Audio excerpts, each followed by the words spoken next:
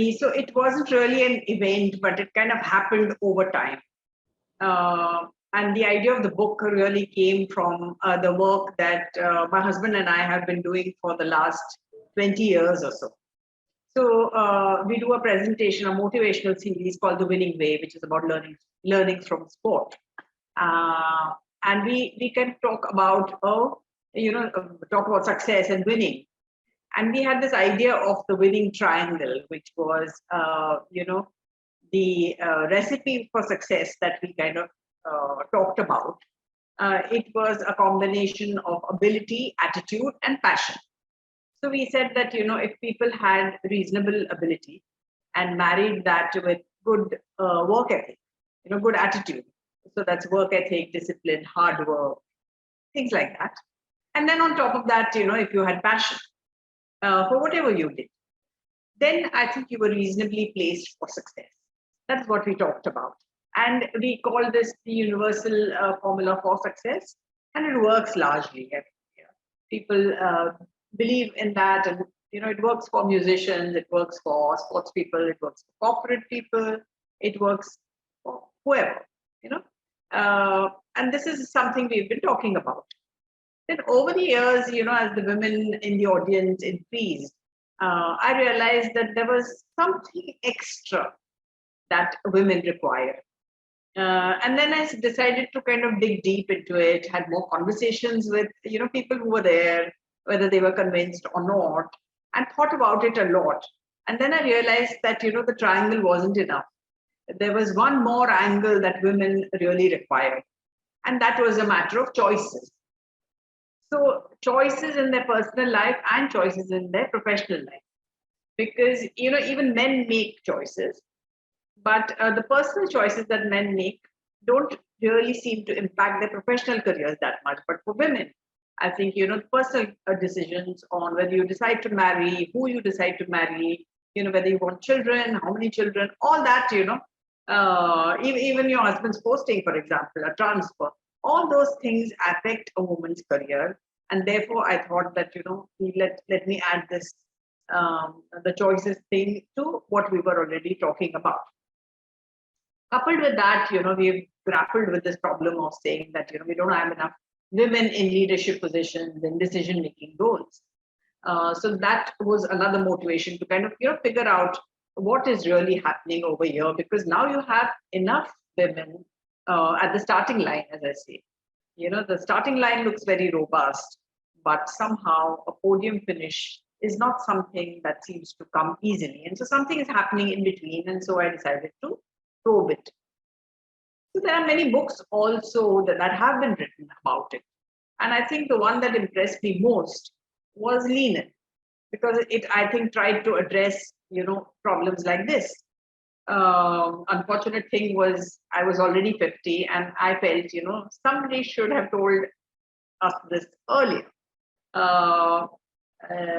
That was one of the things. But then when I thought more about Lean In, I thought, India requires something different, because our family structures, our social structures are very different. And there are a lot of people who seem to influence a woman's choice. So in Lean In, typically, Sheryl Sandberg puts the onus on women themselves. That if you lean in and, if you do this and you change your behavior, then things will be okay for you. I don't think it's that easy in a country, in a culture like ours. And which is why I decided to give it a shot. It is a research book. It's not my story alone, though I have put my own experiences also. But I also had access to a great network. I know a lot of people, or I can reach out to a lot of people who have a lot of women, a lot of experts having worked in the field. And so it's a research book. It's a positive book that tries to look for solutions.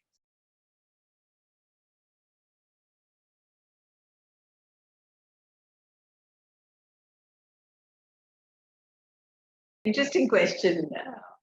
Not only was I a working mother, but I was also largely a single parent, because those who know of my husband know that, he has a job where he travels a hell of a lot. And his, calendar is married to the cricket calendar of the country. So, I'm very amused when, parents talk about syncing their calendars when the children are young, and at least one parent needs to be at home. And somehow we never managed to do that, because he would just pack his bags and leave, and there was no question of adjusting to my schedule. So I also belong to a generation, where there were no options like part-time and flexi time and working from home. So I was one of the earliest to, do something like that. I lost a lot of opportunities because obviously organizations were not ready for, flexi time or part-time or doing things like that. But yes, I kind of worked at it, and I was one of the early ones. There weren't too many catalysts really.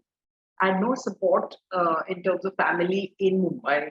My parents had a home which was very well located, but they gave it to us thinking that we needed it more. But neither of us could afford another house, and so while I got the home, I didn't have the support of parents. And so the home was one of the catalysts, because in a city like Mumbai, if you have a home that is in the middle of the city, then it saves you a lot of commute and energy and time and all those things. So the home was there. But beyond that, I think my own determination was my catalyst, because it was very easy. My parents were very supportive, but not very ambitious. Don't forget, I'm 60 plus now, and so in those times, parents thought if the girl was well educated, worked a bit, and things like that, then you would marry well, and you would be independent. But there was no ambition in terms of you must do this course or go to this kind of institute, or things like that. All that came from within me, and even later, after getting married and having children, there were so many excuses and so many reasons to not go ahead and work.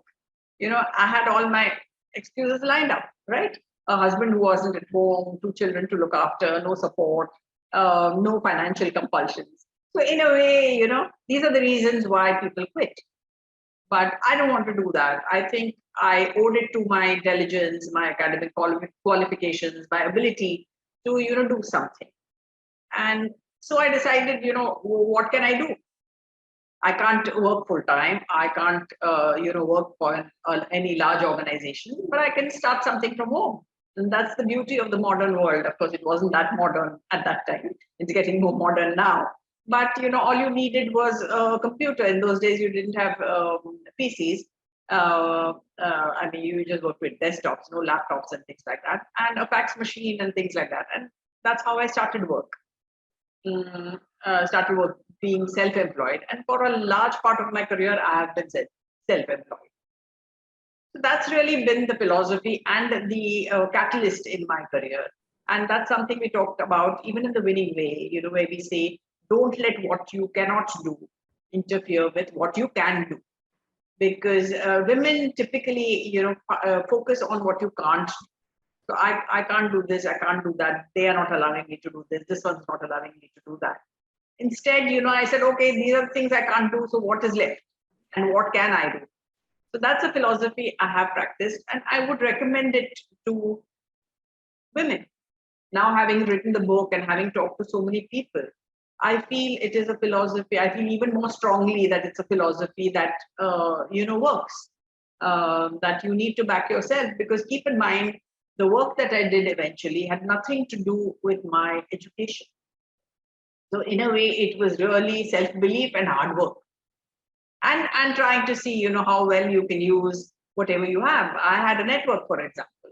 And so that is what I have used in my business. So if you can be smart about it, you can still do well despite your constraints.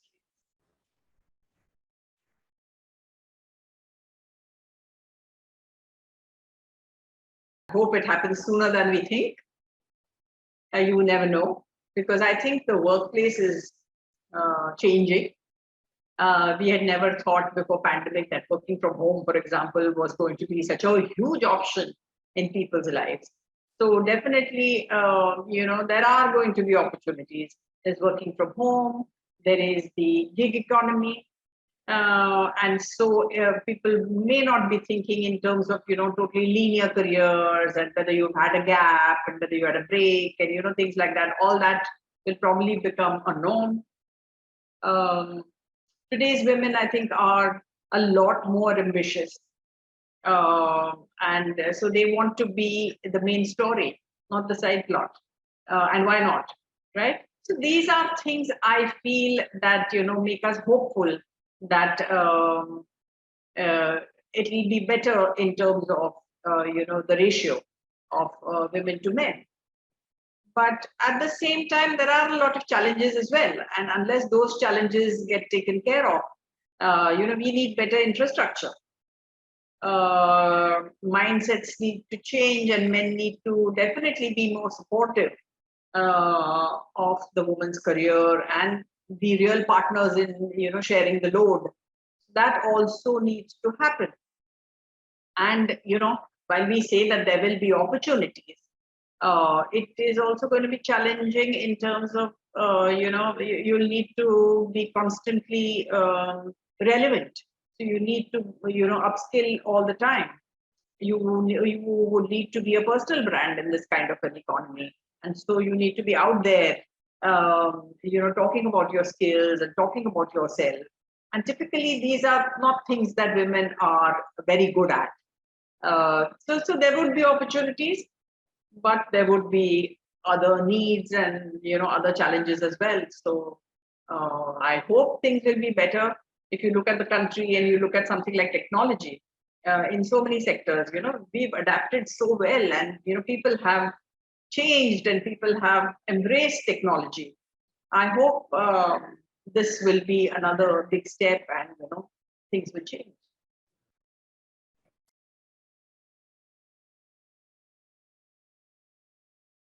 A couple of things really surprised me.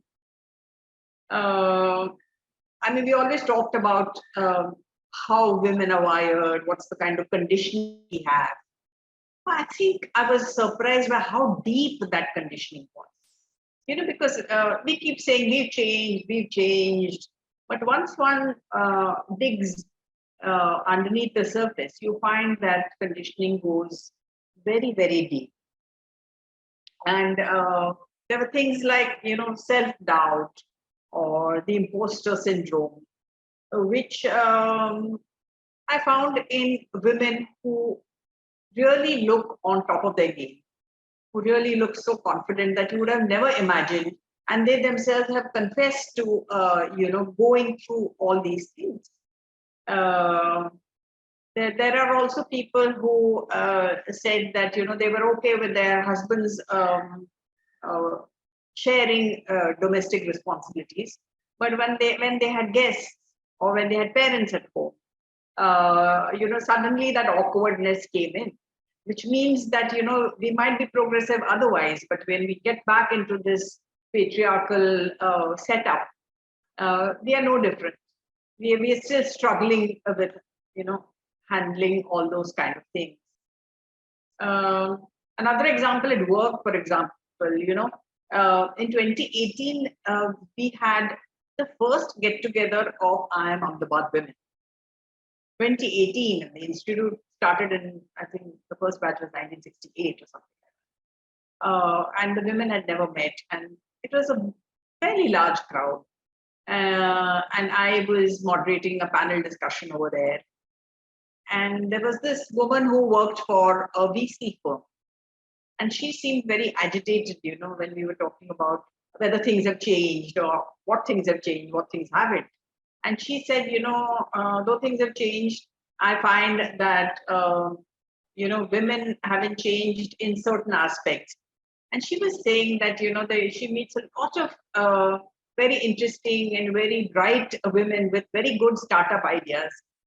And typically they give everybody, 30 minutes to do their pitch. And the women find it very difficult to consume those 30 minutes.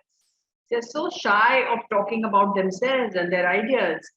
Uh, then she says men go on and just brag and kind of can talk endlessly, but women are still shy when it comes to doing that. And in today's world, shyness has no place. You kind of got to be there unless you ask for things, and unless you stake your claim to good interesting work, you're going to be left behind. So things like that, I think, have not changed. So deep conditioning was definitely one of the things that I thought was different. Uh, the other thing I think was intense FOMO. We talk about FOMO, but there was a lot of FOMO both for men and women.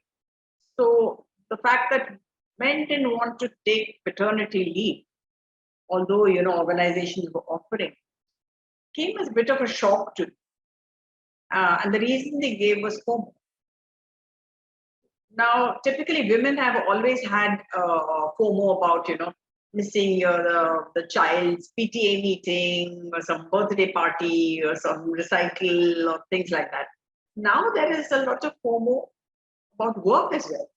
That you get 6 months maternity leave, which I think is very generous, but 6 months seems to be a lot of time for business. So businesses move on, teams move on, and women who go back find it kind of uh, almost as if they're starting over. And so in many jobs like investment banking and consultancy firms, 6 months they say is a very long time. And women have FOMO about work as well. So they have FOMO about home and they have FOMO about work. And I found that very interesting. And post the book, I have seen, and I've mentioned in the book, but I just feel stronger now that I'm going around talking to people. The fact that fathers want a better world, a fairer world for their daughters. That was something that was very positive and something that I felt very heartwarming. That yes, maybe the wife has compromised on the career. Maybe people have kind of know about their conditioning, but there is hope because they want a better world.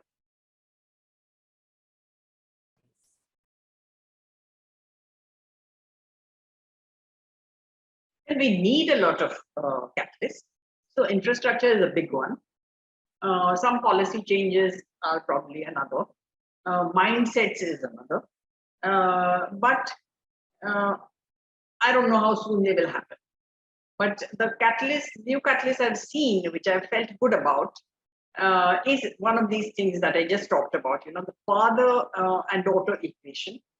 And I think when, people go through this experience of, seeing bias towards their own people, whether it's, their wife or their daughters, then somewhere, it strikes them that this is not okay. Because it's largely unconscious bias that we're talking about.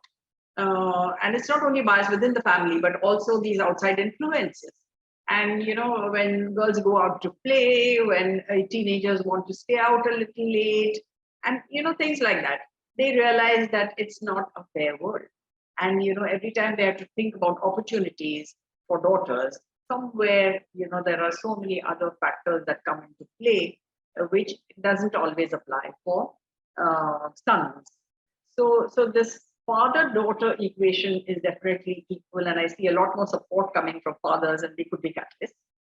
The other equation is the mother and son equation, because I think sons of today have seen a lot of working mothers. They've seen a lot of successful women around them, and I think they will be less patriarchal in their mindset, and hopefully become better husbands and more supportive colleagues and things like that. So society is definitely changing, but these kind of came through fairly strongly.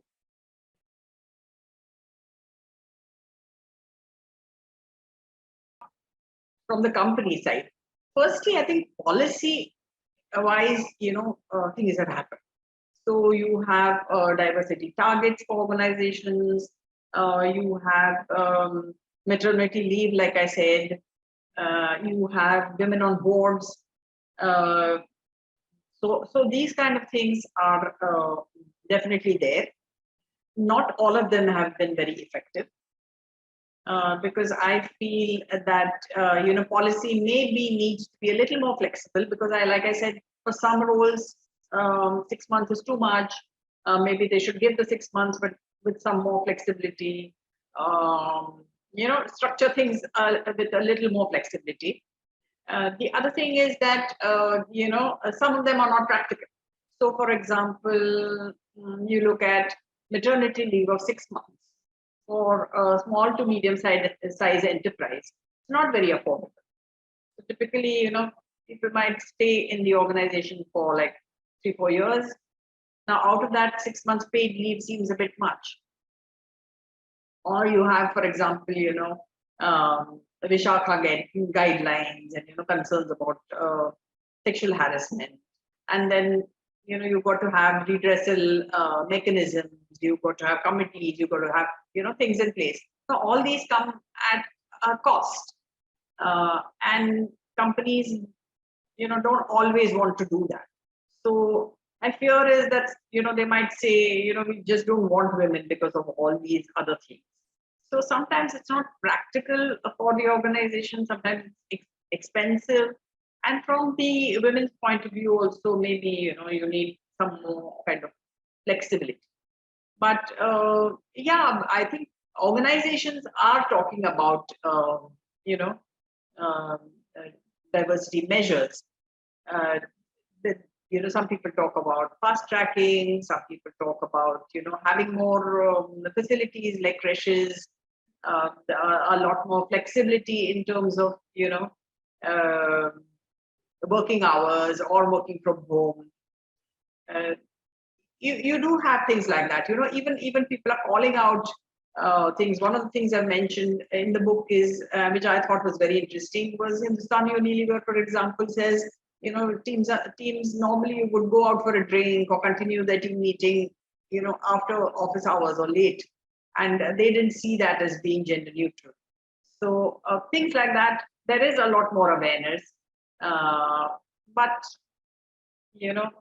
there's a lot more that needs to be done, because there are ways and means of getting around all these things. So typically women in you're meeting the diversity targets through having women in softer roles, not client facing roles, not P&L kind of roles. And the fear there is that those are the jobs that when companies downside, those are the jobs that are lost more. And typically, even in the pandemic, you found that women lost more jobs, because a lot of these jobs are support functions, and those are the first to go when there is an issue. So a lot more needs to be done, but yes, there is a lot more awareness, and I think there are leaders who are committed. So hopefully things will be better.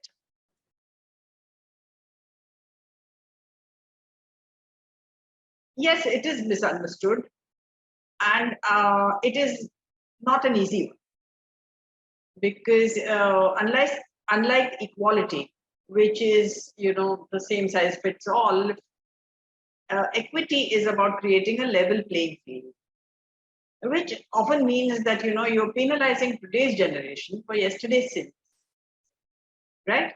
And so there is bound to be some kind of pushback, whether you have quotas or reservations or fast tracking. The men or even other women who, for example, in maternity situations, but more so men will say, this is very unfair to us. What have we done? Why should we not have those kind of opportunities? So there is going to be some amount of pushback. Uh, and it's a tough one whether to have reservations or not, because or have any kind of quotas or not, because even the women, I feel, find it a little unfair, because there was this woman from an IIM who was telling me that she was being interviewed for a job in finance, and there were others as well, and she was well qualified and she was quite the right candidate. But because the companies wanted to fill up their quotas, what they did was they interviewed the girls and then the boys, so that if they didn't find the right kind of woman, only then would they look at the men. So she got the job, but everybody said that she was the diversity candidate. Now, women, and especially today's young women, don't want to have the stag. They want to believe that they came on merit, right? So the men think it's unfair, the women think it's unfair. And I asked this question about, whether we should have affirmative action to a lot of leaders and a lot of the women. And while the younger women seem to be more idealistic and say, no, we can make it on our own. We don't need any of these, quotas. The older women who have probably seen, more of life seem to say that the veil of conditioning is too heavy to lift. And so if we want to see change faster and not at its natural pace, which could even be 50 years, if we want things to change for the better sooner, then we need some kind of action like that, because the veil is too heavy to lift just by itself. So, policy is required, because typically mindset change happens much slower than policy. If you have policy in place. So yes, we are a society in transition, and there will be a lot of uncomfortable questions being asked. There'll be discomfort. There'll be ruffled feathers. But I think if we have the goal in mind, and we keep at it, then I think we will see change faster than we hope.